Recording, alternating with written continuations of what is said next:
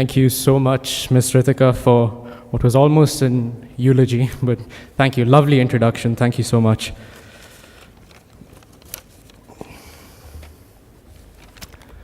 Good evening. When I first started writing this speech, I didn't have the slightest clue how difficult it would be. As Ms. Ritika has been kind enough to tell you all, through my years in high school, I've been involved in many debates, speeches, and other such expositions. But all these ventures sort of pale to insignificance in comparison with what I've been tasked with today. Today, I'm expected to elicit an emotional response, to make some of you laugh, cry, and reminisce upon our years in high school with affectionate nostalgia. Those of you who know me best are all aware that this is all unfamiliar territory to me personally, and that I find nothing more daunting than that. So the first thing I did, just like any high schooler would, was to Google up how to write a valedictorian speech, promptly followed by inspirational life quotes. Now, this didn't help me in the slightest, but it was useful in one sense. Aided by my Google searches, I came up with a list of things to not say in my speech. For starters, I promised myself that I wouldn't indulge in the all-too-easy cliches like, sorry mom, shoot for the moon and you will land on the stars. Or, this isn't the end, it's just the beginning. And of course, the absolute classic and my personal favorite, we are the leaders of tomorrow. I'm not here to give you platitudinous generic life advice because frankly, I'm not qualified to do so. There are many who are better equipped than I am with years of experience, wit, success, and failure to advise us on the trials and tribulations of life, like my mother. And so I won't bore you with the philosophical cogitations of an 18-year-old boy. What I hope to do today instead is, dare I say, take you on a trip down memory lane and reflect a little on just how far we've come, what this incredibly talented class has accomplished, and how we have grown together as a family over the last few years. A decade from now, when I look back upon this evening, I will partly remember the class of 2018 as the class that pushed all the boundaries. A class that was willing to venture where no other group of students from our school previously have. It is an unequivocal fact that we are the single most driven, motivated, and successful group of graduating students in the history of the Winchester School. Not only have we flourished academically across the board, but many of us have also nurtured our passions outside academia as far as professionally possible at a high school level. The class of 2018 is one that boasts incredibly talented musicians, sportsmen, artists, debaters, orators, and dancers, and we will soon carry our legacy to various corners of the planet, to some of the finest institutions across the globe. We have made our mark like no other class has before us, and it is by no means an accident or coincidence that we have been able to accomplish so much.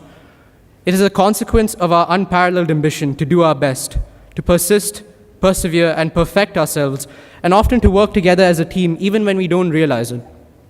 Today, our many hours of hard work have finally paid off, and so I think every one of us truly deserves a heartfelt round of applause.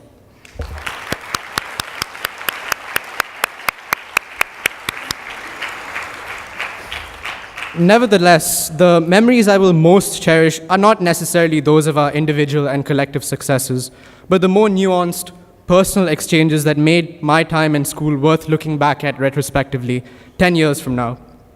My father, who unfortunately couldn't make it here today, used to tell me when I was much younger that although we will cross paths with several thousands of people in our lives, it is the friends that we make in school that will ultimately last forever.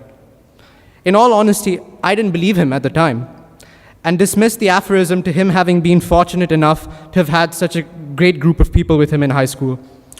Well, perhaps he was lucky, but I can now say that so am I.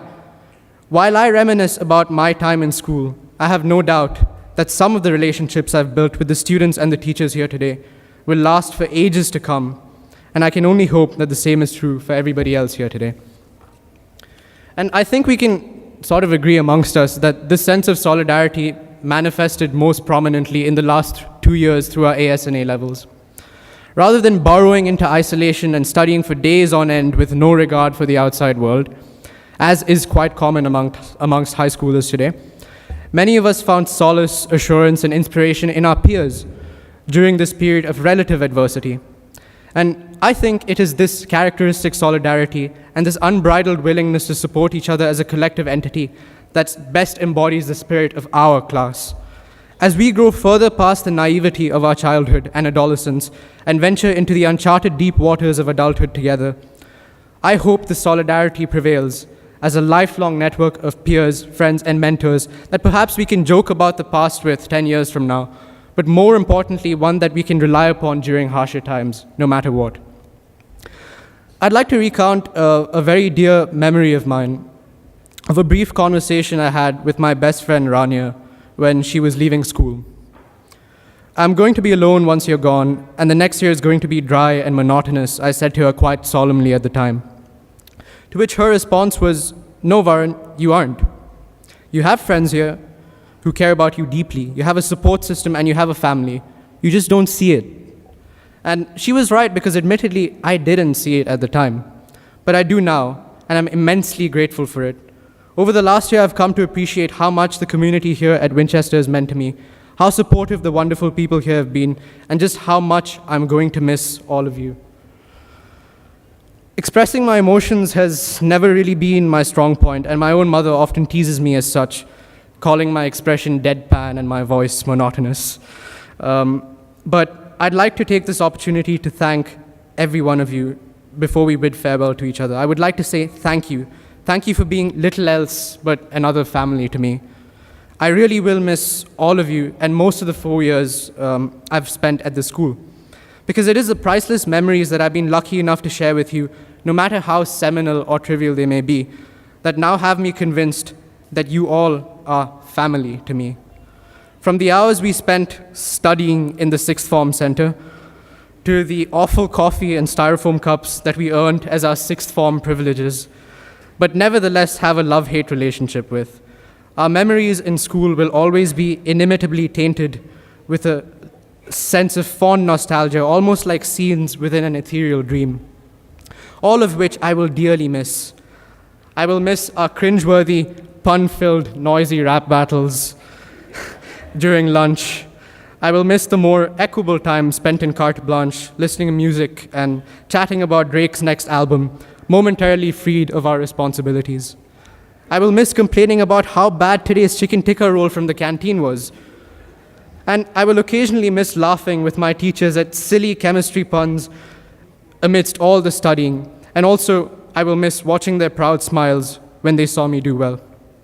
Truth be told, there is far too much I will miss about my time in school. While I wish I could squeeze in every intimately cherishable memory of ours into these few minutes, the fact is there will always be more to look back upon and more to reminisce. And so in the true spirit of our class, we must move forward and push the boundaries of our conscious experiences, often looking back dearly at our memories and appreciating how far we've come, but never letting us hold us back nonetheless.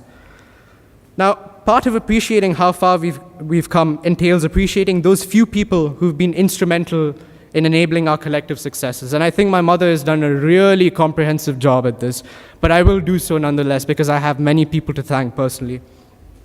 Those who have selflessly run the show behind the scenes with no purpose, but are excellent as students and as individuals. And so I find no better time or place than now to thank those who have been invaluable in enabling our personal growth. I'd like to thank Ms. Minakshi, Ms. Rithika, Ms. Ranju, and Ms. Harpreet for their leadership of the school and their unconditional support through all my personal endeavors, and for their provision of several opportunities that I and many of us have been lucky enough to have had. I'd like to thank two of my teachers, Ms. Seema and Ms. Baljinder, for doing the impossible. And I'll tell you why what they've done is impossible. Because in the 2 years that they've taught me chemistry, you've turned chemistry, a subject that I've passionately despised for most of my life, into something that I now enjoy and I'm very curious about. So thank you so much for that. I also must thank a few of my personal mentors of my own who've been particularly influential in molding my aspirations outside the walls of school, some of whom are unfortunately not here today but deserve this thank you nonetheless. Thank you, Ms. Glenda Clark. Thank you, Ms. Amanda Poe, Mr. Rohan Roberts, and Ms. Elizabeth Jacob. But also thank you to those teachers of mine who haven't just been immensely committed educators, who have inspired me to achieve more than I ever thought I possibly could, but who have also been great friends to all of us, those who have been there for us all professionally and personally without the slightest hesitation, those teachers who have virtually been second parents to me, and most of us for that matter. Shout out to Miss Fiona, Miss Rachna, Mr. Nisar, and Miss Debbie.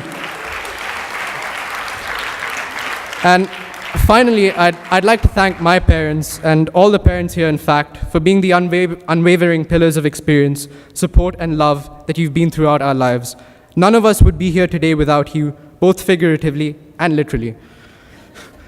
Whilst all these wonderful people have truly been irreplaceable in our lives thus far, we now face the formidability of preparing to start our own lives independently. Leaving the comfort of school and the familiar tutelage of our teachers is, in fact, a daunting task. In the next few years, we will be at the forefronts of pursuing our respective interests professionally on the global stage, whether it is medicine, law, business, economics, the natural sciences, politics, music, or even the fine arts. Many of us will undoubtedly be immensely successful, but it is the way of the world that some of us just may have to push past Herculean adversities in the years to come.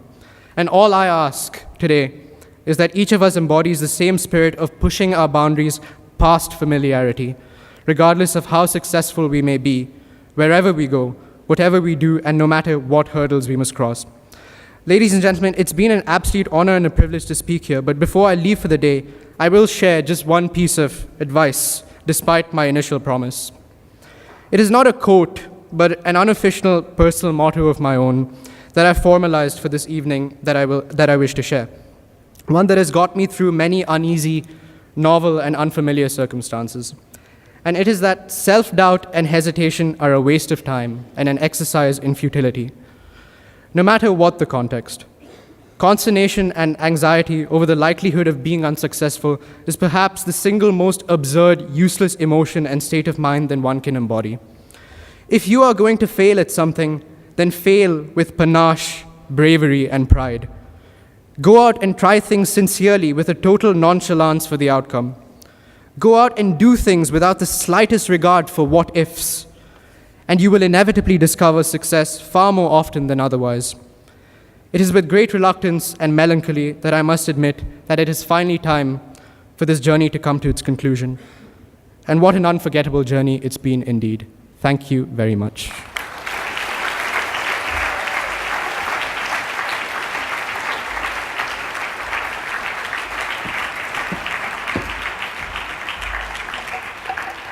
Thank you, Varun, for that memorable and tear-jerking speech. May I request Mr. Matthew Lecuyer to come on stage to say a few encouraging words to our graduates.